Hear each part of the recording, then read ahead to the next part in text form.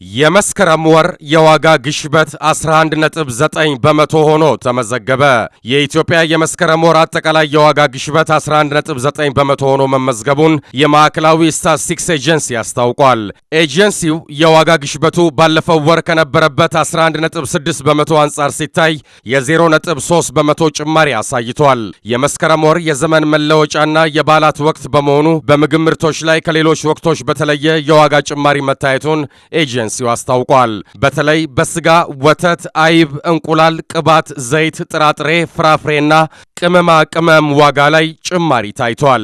ምግብ ነክ ካልሆኑ ሸቀጦችና አገልግሎቶች መካከል በልብስና መጫሚያ፣ በግንባታ ዕቃዎች፣ በማገዶ እንጨትና በቤት ማስጌጫ ዕቃዎች ላይም የታየው የዋጋ ጭማሪ ለግሽበቱ መጨመር አስተዋጽኦ ማበርከቱ ነው የተመለከተው።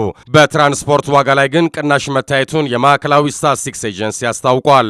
ከዚህ በተጨማሪም ሀገራዊው የዋጋ ግሽበት መጠን ከመጋቢት 2005 ዓ.ም ወዲህ ለመጀመሪያ ጊዜ በሰኔ 2007 ዓ.ም ባለ ሁለት አሃዝ ሆኖ መመዝገቡም ይታወሳል። ዘገባው የፋና ብሮድካስቲንግ ኮርፖሬት ነው።